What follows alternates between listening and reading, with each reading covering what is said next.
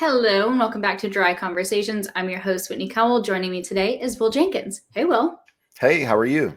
I'm great. I'm glad to have you on the show. Thank you so much for the time. I appreciate it. Of course. So, for anybody that hasn't met you, give us a rundown of who you are and what you've been up to recently. Perfect. So, man, I've been in the gym a lot, working out. It's probably the Yeah. most fun thing. I got beat up by my trainer this morning. So, when I'm not doing freight stuff, I travel a lot. I work out a lot. I love to eat good food, but generally speaking, I have been in transportation the last 11 years, had the opportunity to co-found a brokerage by the name of Molo Solutions 8 years ago. And then we sold that business to ArcBest. After that, I started my new business journey. And in this business, we do recruiting, consulting, and training. And Mhm. it's a lot of fun. I've got some really cool relationships in the space, and it's a blast to be able to help their businesses grow and succeed. So yeah, fun stuff. Yeah. And I'm betting the gym is what keeps you sane in the midst of all of that, huh? Without a doubt, I would be a broken person without it. I need the gym for sure. I get that. I think there's a really big I hate to say like balance is such a taboo word. People are saying work life balance, and some people like it and some people hate it. But I think just having that outlet is really important. I'm with you. The gym is a space for me, and so is the dance studio. Oh, awesome! I love that. Yeah. So you said you enjoy traveling. I would love to know in the last year, where's the best place that you've been so far? Okay, so September of last year, had the opportunity to go back to the French Riviera, which I love. The south of France is incredible. So I'd spent some time in Saint Tropez previously on a trip in the summer of 23, and last year went back to Saint Tropez, Nice, Cannes, Paris, and Monaco, and it was incredible. Just you could ask me questions about those all day, and we can yap about it because I love them. They are just beautiful cities, and had a blast. Well, then I have to know, and this is my favorite thing to learn about somebody, the best food you had while you were there. Okay, so there's this place in Cannes that was off the beaten path that had this like I don't even know how to describe it, but it was kind of like an antipasti plate that Okay. had oh my gosh, it was like so fresh, like fresh burrata, a whole bunch of like different prosciutto and all these. It was incredible, and I had really good meals, but it was very unexpected and just like a hole in the wall, no expectations place. I And love that. yeah, I took a picture of it. I was like, this is beautiful. So that was really good. I love that. I love that you had that experience. Are you Yeah. going back anytime soon? Funny that you asked. I'm going back in like 3 weeks. So yeah, I'll be Good. in. Yeah, I I can't wait. expect pictures. I want to know. Yes, I can definitely take a lot of pictures. There are so many good things to see. So I'll be back in Cannes in a couple of weeks. I'm excited. Yeah, that is exciting. Well, then I would love to just dive right in because I don't know a whole lot about your story. We've been connected for quite some time, but we've never actually sat down and connected. So Yeah, I want to start from the beginning of founding a business. I mean, sure. what a big, stressful, joyful thing to do. Yeah, totally. So when you want to dig into the story, do you want to know origin stories of business stuff, or do you want to go back further to just how I got into sales and general life stuff? Either one's good with me. I'll go back as far as you take me. We've started with Cool. childhood stories with some. I Yeah. don't Cool. expect that, but I welcome it. Yeah. So I live in Chicago currently. I've been here most of my life, travel a little bit, but most of my family is here. Mhm. I played football in college. I went to Illinois Wesleyan University in Bloomington, and I loved it. It was a blast. I still go back a fair amount and recruit and talk to students and whatnot. But those like sports things were the foundation of me as a young student athlete, and I also just love. I'm kind of a nerd, so I got an academic scholarship to college. I've always been like relatively studious, so Great. yeah. Fortunate enough to get a chance to go to Wesleyan and play ball there. But before my first summer, so this would have been just wild to say out loud, but summer of 2008, which is when I graduated high school, I got a job selling Cutco kitchen cutlery, which I got never had a job before that. I thought I was gonna like mow lawns or whatever for the summer, and that company and that job changed the trajectory of my life and my career without me really even knowing it, because I wanted to be a doctor. That's why I went to Wesleyan, have a really strong pre-med program. And I started selling Cutco and did incredibly well my first summer. I sold 10 grand in my first 10 days and ended up selling like 25 grand in like 9 weeks. And I was like, this is nice. Like made a lot of money. It was like really cool. And it just really opened up my eyes to what entrepreneurship could be and sales. And so when I got to Wesleyan, I ended up pivoting to be a marketing, business administration and marketing major. And that was me saying, like, I know I'm getting into sales. Like, I found my thing. I think I can do this well. And Wesleyan's an incredible school. They gave me an opportunity to get my internship credit through selling Cutco. I ran an office for them. Summer of 2010, I ran an office in Chicago. I had three receptionists, two assistant managers, and 80 sales reps. We ended up doing $140,000 in sales that summer. So I was like, this That's like wild. that was crazy. So when we talk about like origin stories, like it's hard for me to point to anything outside of like my parents who are incredible in academics and sports, and then selling Cutco. Like those things shaped me as a young adult for sure. And what a great experience as a young adult to tap into something that you're naturally gifted at. I feel like sometimes there's a lot of trial and error to get to that Oh yeah. point. And then even as adults, right? Like we pivot and we learn and we grow and we evolve and then all of a sudden there's a change that happens. And to have that experience so young and to not give into, because I feel like sometimes it's really uncomfortable to change your major. There's like certain expectations from Oh like yeah. yourself or from your family, and to say, you know what, I'm going to go for this. I mean, I think that that's wisdom beyond your years at that point. I think it is definitely my parents. I don't know that I don't know I could take all the credit, but they're my two favorite people that have always been incredibly supportive. And so like I know my mom was a little bit less excited about me selling Cutco than my dad. My mom was like, this job is crazy. What are you doing? Like, don't do that. And I was like, Mom, I have to do this. And my dad was like, call everybody I know. Here's the recommendations. They're both very supportive, Oh, but that's so sweet. yeah, it was the best. But my mom's a little bit more risk averse. My dad's like, go do your thing, like figure it out. But when I like was showing results and they started to see, oh, you're doing quite well, and there are a lot of other implications here. You're becoming an incredible public speaker. You're getting a chance to mentor people. You're running a business. They're like, oh, okay, like go do this thing. Yeah. And so I never really felt pressure from them to make a decision that I didn't feel super comfortable with. But like I will say this until my face is blue. I have the best parents in the world. They're so supportive, and they're like, look, if you're willing to do the work, we will have your back. We're not going to give it to you. We're not going to make it like, easy. It's not going to be a cakewalk, but like, if you're willing to do the work, we got your back. And so I always felt like that they were going to support me.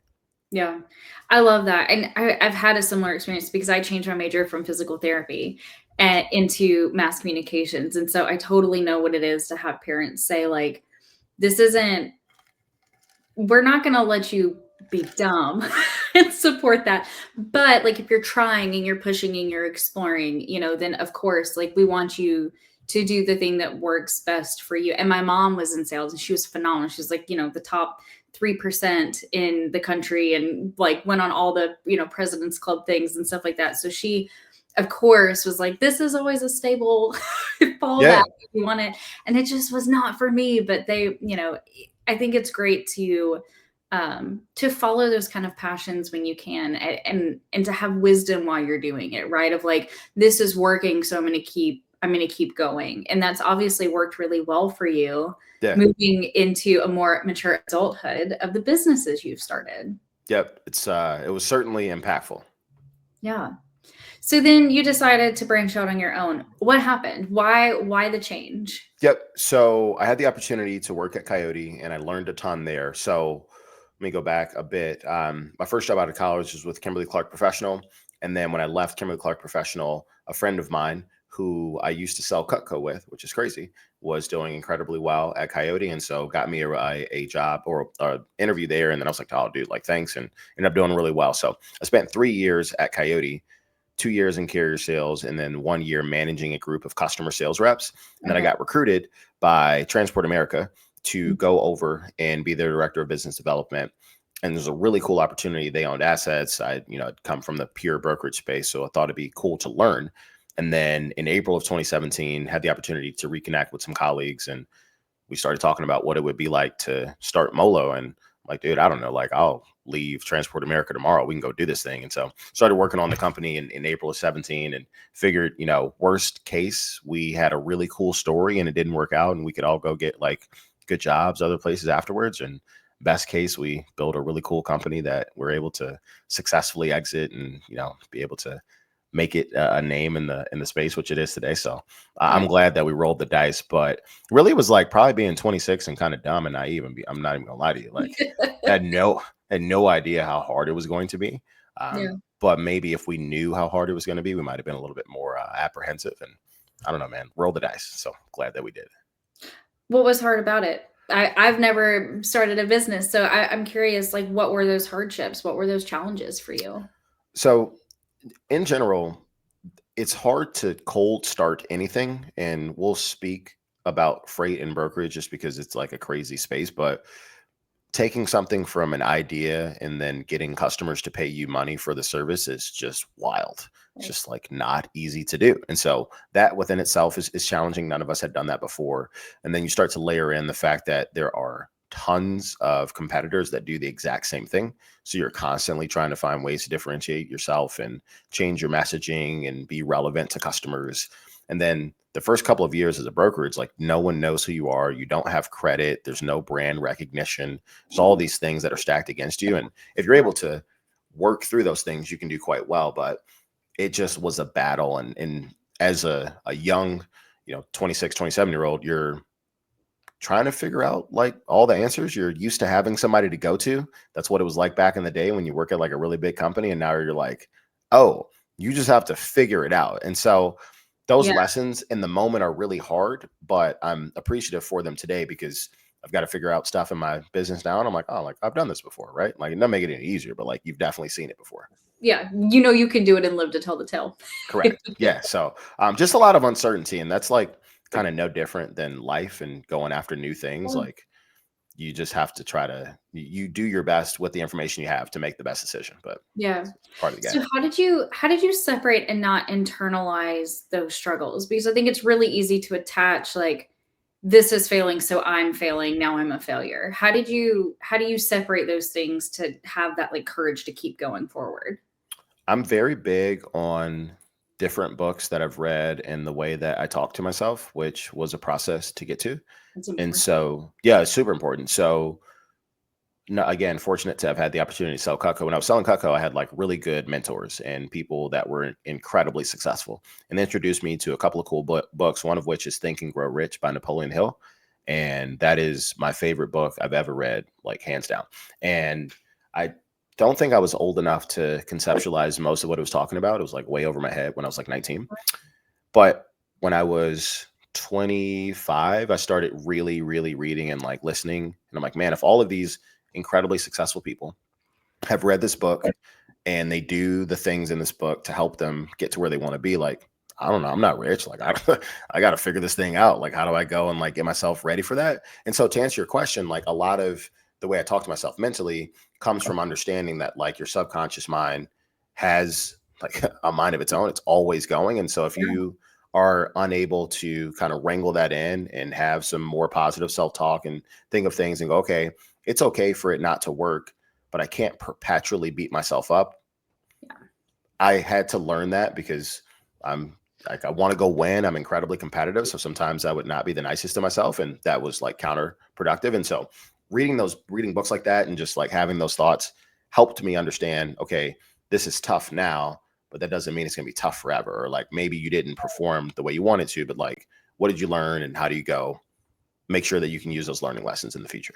Yeah, and I imagine that kind of resilience is only formed and then grown through experience. Like you have to just put yourself out there and put yourself in what I would even call like maybe a vulnerable place to have those experiences and to have it not work out and maybe blow up in your face, maybe not, and to be confident that, like you said earlier, like this might not work out, but like that doesn't mean it's over from here. Totally. Yeah. I think the challenging part is most of the time you see successful people and what you see is current state success.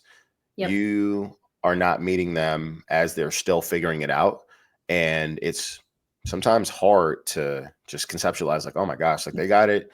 Everything's good. They're perfect. Like, dude, you know how many times they failed before they got to the point where they could actually execute some of those things all the time? Probably a lot. Yeah, a lot. And so today, what are the struggles and challenges that you face today with a couple of businesses under your belt and a team that relies on you? What does that look like? It's a lot of the same stuff, to be honest with you. Like this business that I have now, Journey, is about 18 months old. We're doing incredibly well. So we do recruiting, consulting, and training for freight Mhm. brokerages. We have about 130 clients under contract that we do business with across those different services. But there's always new things, right? Something new comes up. It's the first time I've worked through it as a recruiting agency owner, or I've never run a consulting company. I've never Yeah. had a training company, right? And so there's always new things to figure out. And that, along with just finding ways to continue to be relevant for the people that you work with and constantly finding ways to continue to grow that business, like that's just hard. There's always demands that are part of it. But I'm fortunate to have had the opportunity to kind of work through that previously. And I would say it's more expected than outside of the norm. Like I might have been a little bit more rattled at times today had I not gone through that before. But now it's like, I don't know, dude, like this is just par for the course to an extent. If you could go back in time and give yourself advice, knowing what you know now, what would you tell yourself? I would have told myself to start a business sooner, way sooner. Sooner So, than you did. yeah. So, like, if I knew what I knew today about a handful of different things, I would have gotten into transportation immediately after college. I got Okay. in like 18 months after, and it worked out fine, but like, it would have been right where I went, or I would have gotten into real estate sales immediately and then like bought more property and understood because there's just so much opportunity, but it is a business. Like I would have pushed myself to say most of the time people don't know what they're doing, like they're just shooting from the hip, trying their best. And the only way to figure it out is to get the repetitions. You're going to fail anyway. Like there's no successful person that hasn't failed. They just didn't quit. They kept going until they figured out. So I would have pushed myself to sooner out of college, like before 26, like really go take a big swing, because there's a lot of opportunity. There was a lot of opportunity. Do you regret that or no? No, I don't regret it. I just Good. like, I mean, I'm glad for the way that it played out. But like who I was at 26 was like not much different than who I was at 25 when I was like in carrier sales, except I just didn't have anybody to go. Now we like start Molo, right? And I was 26 in April, turned 26 mid-April. I'm sorry, 27 mid-April. Like you start that business, I don't know, there's nobody else to ask. You just have to figure it out, right? But how's that much different than 6 months before? I'm like, I don't know, dude. Like you just now it's just you and the team. And so that level of confidence I probably didn't have at 22, 23. It just comes with like experience. But sometimes you just have to shoot your shot. Yeah. And I agree with that, like with the level of confidence. And some for me, it's trying I've had like a different kind of journey where I've been in all of these different types of organizations, and I'm glad I had the experience, like the super hyper corporate, you know, your lunch break is monitored kind of Yeah. kind of corporation, all the way to like a startup where it's a little bit of the wild west, and you just you walk in the door Yeah. and whatever they need that day is your job that day. That is and correct. and kind of everything in between. And I've really loved that because now, as I'm starting my own ventures, I feel really confident in my ability to like relate to people and to meet people where they are, as far as like customer types, and also just people that are wanting to be supportive. Like, how do I work with all of these people that have all of these different mindsets? And so if I know a little bit more about somebody's background, I know how to relate to them because of the different settings that I've been put in. Absolutely. And I think, to your point, like for people that are wanting to be an entrepreneur, or that think, man, I have this idea and I just don't know what to do next. Like, you can relate to them so easily on the challenges and what that road is going to look like. And it's served you well, and it will continue to serve you well in any venture that you do, whether you become a partner with somebody else or you decide in a couple of years that it's time for another new venture of sorts. Totally. Yeah, I love that.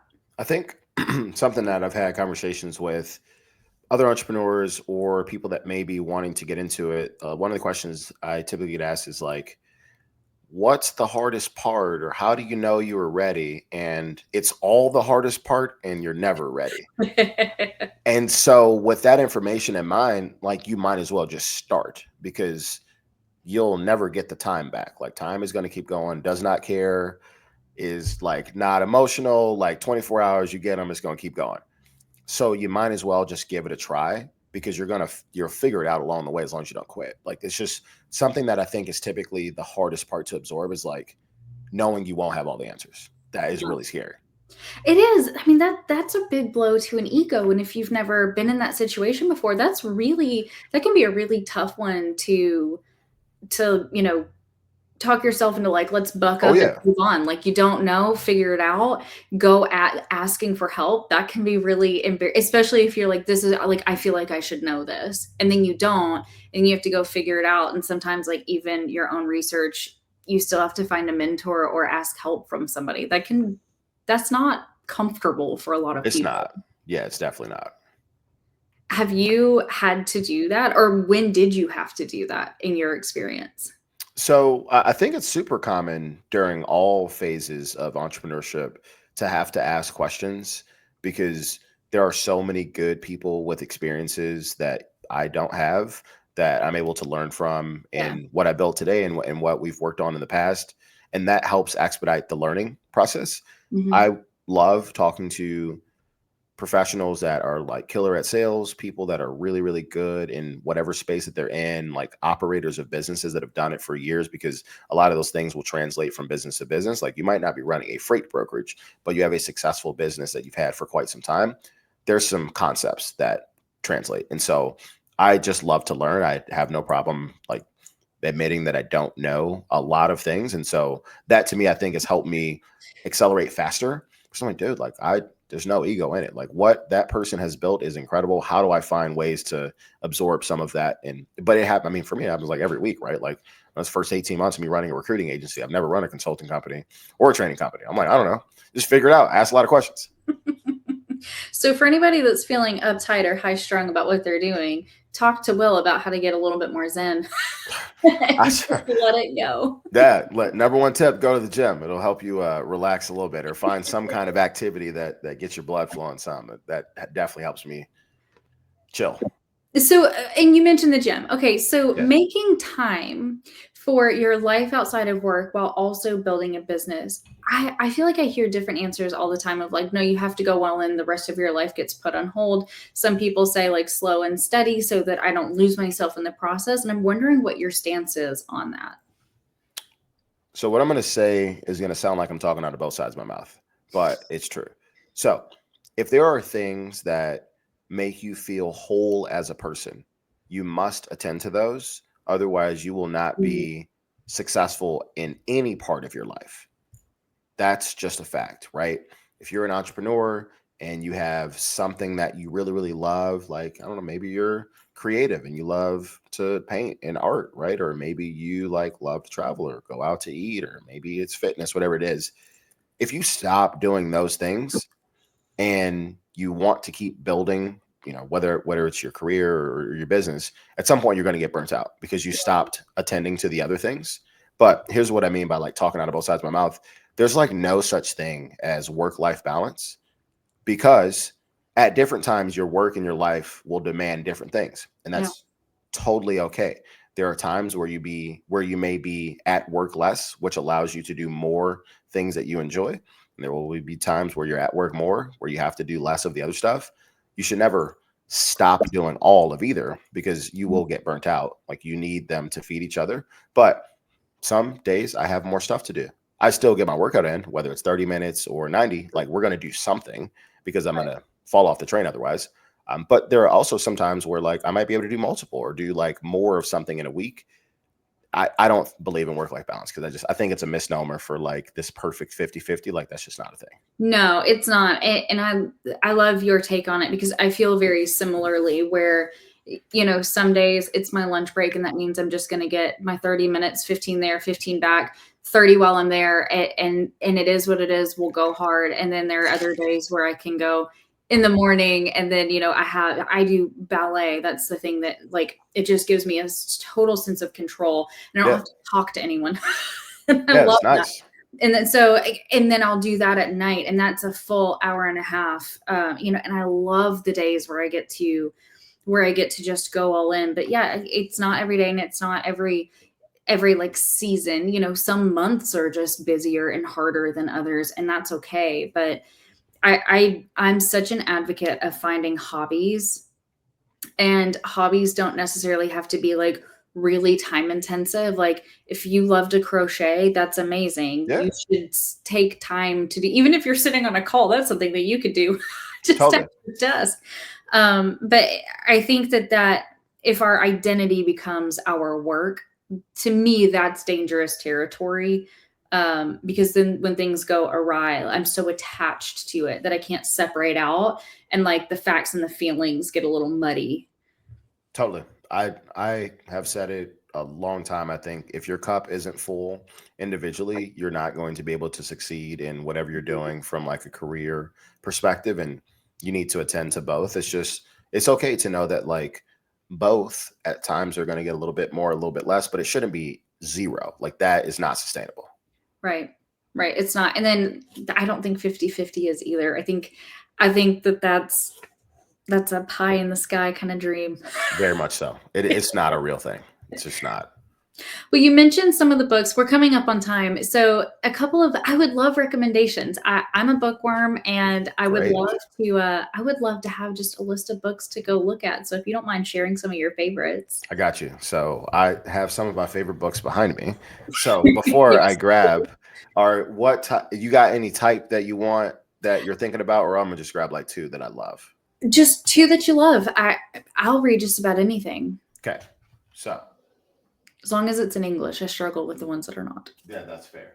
Um, all right. So this one's really good. Grab these two. So The Power of Habit is really good. It's by this guy named Charles Duhigg, and essentially he talks about how you can build habits for good things or bad things on Mhm. purpose. And the way it's really scientific, but the way it's written is extremely easy to absorb. Sure. And every part of it is written with a story to connect how that habit was built. And they talk about all these different ways that your brain works, and your brain associates certain activities with what's next. And there's a feedback loop for it. I believe it's cue, routine, reward that gets you into the habit loop. Okay. And it's an incredible book. I read like once a year now, but I probably listen to it. Well, I listen to all of my books because I'm an auditory learner, and then I Sure. buy the ones that I really love. But I probably listen to it like once a year. It's really good. And then Think and Grow Rich is the one that I mentioned Yeah. previously. This is more to me like a workbook. Everything in it has some work related to it. There are certain things that you have to do, or like goals that you have to write and stuff like that. And when I started taking that book seriously, my life changed. Like at 26, I was like, all right, man, we got to like really dig in here. And That's good. my life hasn't been the same since then in a positive way. So I think there's a lot of really good, actionable things from that book that I like a lot. I'm curious about the first one. Did you learn about yourself? Did you have bad habits that came to light after reading that? So the first one taught me how to get back into the early morning workout, because I've Okay. always been a really early morning person, but there was a time between college and corporate where I just stopped working out and like Right. didn't work out a lot and didn't work out in the morning. And typically like I'm just way more productive in the morning. I was like, "Oh, okay, so for me, if I come home from the day and I, set up my stuff, I meal prep, and then I get my gym stuff ready and I fold it and have it ready to rock in my outfit for the next day, like all I have to do is get up. Mhm. There's nothing else to like, there's no excuse. Just get Yeah. up and walk out the door. And like that got me back into the early morning workout thing. But I was like, oh, like I can like build these systems that make it easier. So like literally you just have to get up and walk out the door. It's like, I love that. I'm not the only one that still plans their outfits the night before. yeah, no, it's a Sets the big outfit deal. ready, put the Yeah. shoes on the ground. Yeah. And I have to do that for my morning workouts too, because Yeah. a lot of times, certain days of the week, I have commitments at 7 a.m. And so it's kind of tough to like do on those days. Hmm. But the other days, sometimes I'll find myself getting into a routine of not. And so I have to do like get my shake ready, Yeah. get my liquid IV, pop It's it in the smart. fridge. smart. It's a good use of time. Helps you be a lot more efficient. Yeah. Well, we are just about out of time. Thank you so much for coming on and sharing your experience. It's always really fascinating to hear from founders that have taken different paths to get where they are. So I really enjoyed your story. Thank you so much. I appreciate the time. It was great. Yeah, and for anybody that maybe wants to connect with you or ask Mhm. more about what you're doing, what's the best way to get a hold of you? I am super active on LinkedIn, so you can shoot me a message there. My email is will@journeydelivers.com. And then our company socials are really active. Most of them are at Journey Delivers, and our website is journeydelivers.com. So you shoot me a note on LinkedIn, shoot me an email. Glad to connect. All right. Thank you to 3PL Systems for sponsoring this episode, and to everybody else, we'll see you next time. See you.